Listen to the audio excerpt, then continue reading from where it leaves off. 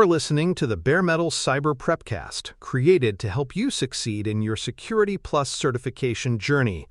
Learn more at baremetalcyber.com, where additional prepcasts, books, and training materials await. Let's get started. Non-compliance occurs when an organization fails to meet legal, contractual, or internal policy requirements it is obligated to follow. These obligations might come from laws such as GDPR or HIPAA, from customer contracts requiring certain security practices, or from internal corporate policies designed to meet governance goals. Non-compliance is not always intentional. It may stem from oversight, resource shortages, or misunderstanding of requirements. However, regulators, customers, and auditors rarely distinguish intent when consequences arise. Whether deliberate or accidental, failing to comply with obligations can expose an organization to financial, legal, and reputational harm that may take years to repair. Consequences of non-compliance fall into several categories. Regulatory fines are perhaps the most visible, often reaching millions of dollars for severe violations. Contractual penalties may also apply if agreements with customers or partners are breached. Litigation exposure arises when stakeholders, customers, or shareholders pursue damages in court. Beyond formal penalties, reputational damage can be even more damaging, eroding customer trust and market credibility. For instance, a company fined for mishandling customer data may see existing clients depart and prospective ones refuse to sign on. Understanding these categories ensures organizations grasp the wide-ranging stakes beyond the immediate financial penalty. Operational impacts are another dimension of non-compliance. Regulators or auditors may mandate forced remediation, consuming significant staff and budget resources. In some cases, non-compliance can lead to restricted market access, such as losing licenses needed to operate in regulated industries like finance or healthcare. Services may also be suspended temporarily, either by regulators or through the organization's own corrective measures, to bring processes back into alignment. For example, a payment processor that fails PCI DSS compliance might be prohibited from handling card transactions until issues are resolved, disrupting core business operations. The financial repercussions of non-compliance extend far beyond fines themselves.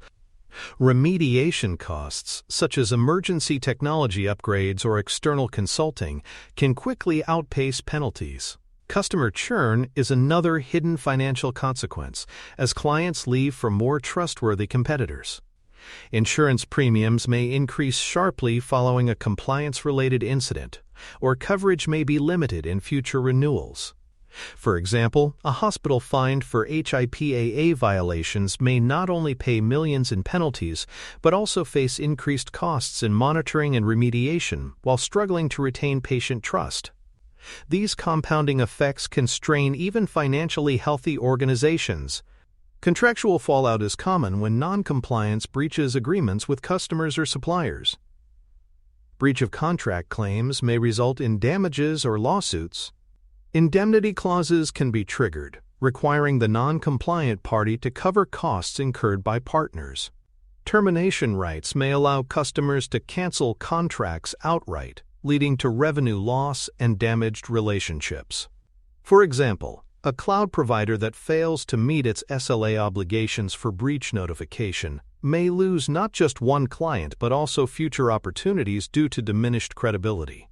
Contracts amplify the consequences of non-compliance, making precise adherence critical. Compliance-related reporting obligations often intensify the consequences. Certain breaches legally require public disclosure or regulatory filings, increasing scrutiny. For instance, GDPR requires organizations to notify regulators within 72 hours of discovering a personal data breach. Public breach notices can spark media coverage, leading to reputational fallout and customer backlash. Regulatory filings may trigger follow-up investigations, prolonging exposure. Failure to report properly compounds the consequences, as penalties may escalate for not disclosing an incident promptly. These reporting requirements make non-compliance a public matter, magnifying the impact on trust and transparency. Enforcement dynamics are worth understanding because regulators typically escalate consequences step by step. Initial findings may begin with warnings or recommendations. If ignored, they escalate to formal investigations, leading to penalties, mandated remediation, or even operational restrictions. For example, a regulator may initially issue corrective action plans but later impose multi-million-dollar fines if an organization fails to implement them. The escalation process underscores the importance of responding quickly to early warnings. Addressing findings proactively often prevents harsher enforcement, saving both money and reputation in the long run. Non-compliance also creates ripple effects across the supply chain. Partners may increase scrutiny, requiring additional attestations or conducting their own audits. Distrust can emerge as suppliers and customers alike worry about being exposed through association. Downstream audits may multiply, consuming time and resources. For example, after a major vendor's data breach, partners may flood the organization with detailed questionnaires and demand additional controls.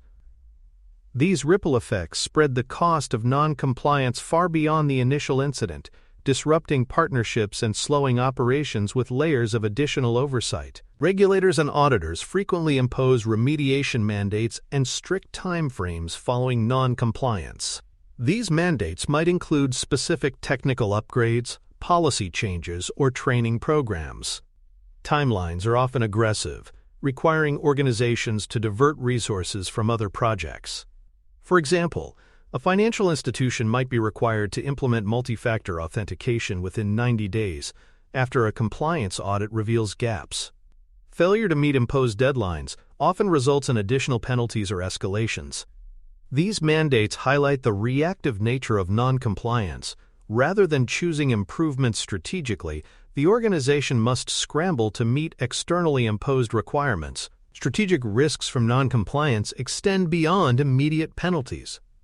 Organizations may lose competitive advantage if they are barred from bidding on regulated contracts. Investors and boards may question leadership's competence, leading to leadership changes or increased oversight. The organization may also face stricter terms in future business negotiations. For instance, a logistics company penalized for data mishandling may be excluded from government tenders that demand proof of compliance. Strategic risks turn non-compliance from an operational problem into a board-level concern, influencing the long-term trajectory of the organization. Insurance consequences are another often overlooked factor. Cyber insurers may deny or limit coverage when an incident is traced to non-compliance. For example, if a contract required encryption and the organization failed to implement it, insurers may refuse to cover breach costs. Premiums may rise substantially, or coverage limits may shrink, increasing exposure to future events. In some cases, insurers may even cancel policies. Insurance clauses often hinge on compliance with security obligations, meaning gaps not only trigger penalties but also undermine financial safety nets designed to mitigate loss. A practical action exercise makes these concepts tangible. Select one policy or control you are responsible for. For example, access reviews for privileged accounts. List the possible non-compliance consequences, legal fines under regulations, financial costs of emergency remediation, operational disruption if accounts are misused, and reputational harm if misuse becomes public. Identify likely trigger events, such as skipped quarterly reviews or ignored findings. Then propose one mitigation for each consequence, such as automated review reminders to reduce oversight risk. This exercise demonstrates how non-compliance consequences can be mapped, anticipated, and proactively managed. By the end of Part 1, learners should see that non-compliance is more than just a missed checkbox. It carries cascading consequences across legal, financial, operational, reputational, and strategic dimensions. Understanding these impacts makes compliance not a bureaucratic burden, but a shield against potentially devastating outcomes. With this foundation, Part 2 will examine how to prepare for inquiries, negotiate remediation, manage litigation risks, and rebuild trust when compliance failures occur. For more cyber-related content and books, please check out cyberauthor.me. Also, there are other prepcasts on cybersecurity and more at baremetalcyber.com. Preparing for regulatory inquiries is one of the most effective ways to reduce the pain of non-compliance consequences. Regulators often request evidence quickly, and organizations that scramble to assemble proof may appear disorganized or evasive. By pre-positioning evidence, such as recent audit logs, access control attestations, and remediation records, companies shorten investigations and project competence. For example, if a regulator demands proof of patch management practices, having a central repository of recent patch logs and compliance reports ready demonstrates maturity.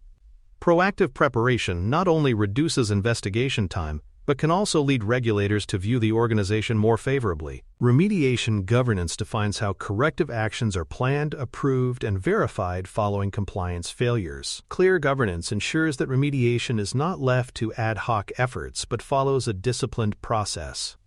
Senior leaders or governance committees typically approve remediation plans, assigning accountability to owners and allocating necessary resources.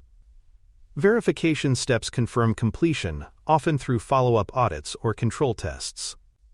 For instance, if an auditor finds missing encryption, the remediation plan might include upgrading systems, with verification requiring an independent technical review. Strong remediation governance prevents compliance fixes from being superficial or incomplete. Communication strategies are critical when non-compliance contributes to a public incident. Legal teams ensure statements align with regulatory obligations, public relations manages customer trust, and regulators expect timely updates. These efforts must be coordinated to avoid conflicting messages. For example, during a data breach, a regulator may require disclosure within 72 hours, while customers demand reassurance. A coordinated communication plan ensures that obligations are met without undermining credibility. Mishandled communication often causes more reputational damage than the incident itself, making preparation and coordination essential. Negotiating with regulators is sometimes necessary to manage remediation requirements and penalties. Regulators may impose strict deadlines, but organizations can often negotiate remediation roadmaps that include realistic timelines and milestones. For example, a regulator may demand full encryption within 60 days, but negotiation may result in phased implementation across systems, with higher-risk assets prioritized first. Demonstrating good faith through milestones and progress reports can reduce penalties. Regulators often prefer cooperative remediation to punitive escalation, so skilled negotiation can mitigate financial and reputational consequences while achieving compliance goals. Contractual remediation clauses also become critical in the wake of non-compliance. Customers and suppliers may demand corrective action under the terms of their agreements. Negotiating cure periods, windows of time to fix issues before penalties or termination apply, can buy organizations space to recover. For instance, a customer contract may stipulate termination after 30 days of unresolved non-compliance, but negotiation could extend the cure period to 90 days, with evidence of active remediation. These negotiations balance customer confidence with organizational capacity, preventing abrupt contract losses while addressing valid concerns. Litigation preparedness is another dimension organizations must consider. When non-compliance leads to lawsuits, having processes in place for evidence preservation and legal holds is vital. Legal teams should ensure relevant emails, logs, and system snapshots are secured immediately to avoid accusations of tampering or negligence. Counsel engagement is also key, providing expertise to navigate complex liability questions. For example, after a non-compliance-driven data breach, class action suits may emerge, and preparedness determines whether the organization manages litigation efficiently or suffers prolonged, costly battles. Independent assessments and third-party attestations often help restore trust after non-compliance incidents. Regulators, customers, and partners may lose confidence in internal assurances, so external validation becomes necessary. For example, commissioning an independent security firm to audit controls and produce an attestation can demonstrate that gaps have been closed. Third-party reports provide objective evidence, showing that corrective actions are not just promises but have been verified. This step is especially powerful in supply chain relationships, where customers depend on transparent proof to justify continued trust in the organization. Financial planning for non-compliance consequences requires modeling worst-case scenarios and identifying insurance gaps. Executives must understand the potential cost of fines, remediation, legal fees, and customer churn. For instance, a simulation may reveal that a severe compliance failure could cost $10 million, but insurance coverage only extends to $3 million, leaving a significant gap. This knowledge helps leadership plan reserves, adjust insurance policies, or invest more proactively in controls.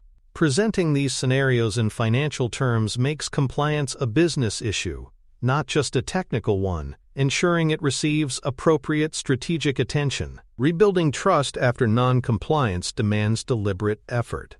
Transparency about what went wrong, clear acceptance of responsibility, and visible remediation are critical. Stakeholders want periodic proof points, such as progress updates or new certifications, showing that issues are being addressed. For example, after a privacy violation, an organization might publish quarterly updates on compliance improvements. This openness shifts the narrative from concealment to accountability. While trust takes time to rebuild, organizations that demonstrate transparency and commitment often emerge stronger than those that attempt to minimize or hide their failures. Embedding lessons from non-compliance into policies and controls ensures that failures do not repeat. This might include revising internal policies, hardening controls, or updating training programs.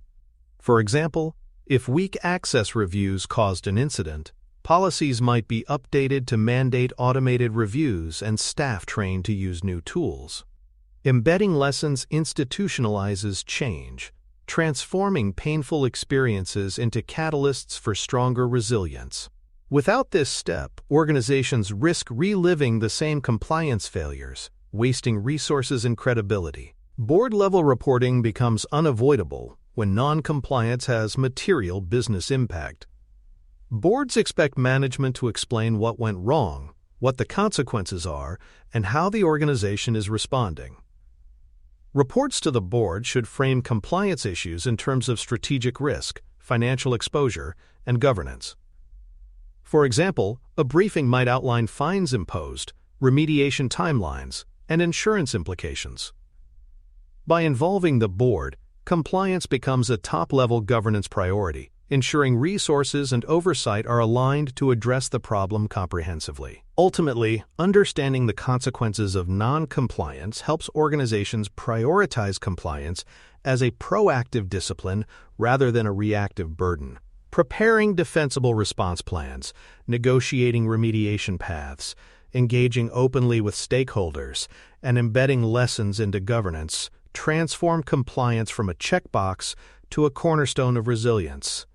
When gaps do appear, transparent communication and credible remediation minimize damage and rebuild trust.